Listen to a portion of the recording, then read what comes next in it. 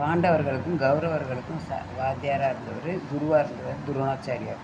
அப்போ ஒரு நாள் என்னாச்சுன்னா, துரியோதனனுக்கு நான் ஒரு மந்திரம் சொல்லி கொடுக்குறேன். அந்த மந்திரத்தை சொல்லி இந்த மரத்தில் அம்பு விட்டேன்னா எல்லா மரத்துலேயும் எல்லா இலைகள்லேயும் ஒரு துளை விழும். அது நின்னோடனே சரிஞ்சுட்டு அவன் எழுதி வச்சுக்கிட்டான் மண்ணில் எழுதி வச்சுட்டு அதை பார்த்து சொன்னான். சொன்ன உடனே என்னாச்சுன்னா, சரி துளைகள் விழுந்துருச்சு, நாம் கற்றுக்கிட்டோம், இனிமேல் யாருக்கும் சொல்லித் தரக்கூடாதுன்னு நினச்சிட்டு அவன் போயிட்டுருந்தான். அப்போ அடுத்து கொஞ்சம் நேரம் கழித்து அர்ஜுனன் வந்து அந்த கீழே இருக்கிற மந்திரத்தையும் மேலே இருக்கிற துளைகளையும் பார்த்து புரிஞ்சுக்கிட்டான். அப்போ அந்த மந்திரத்தை படித்து அந்த அம்பை இதுனோடனே இன்னொரு துளைகள் அந்த மரத்தில் இருக்கிற எல்லா இலைகளையும் விழுந்துருச்சு.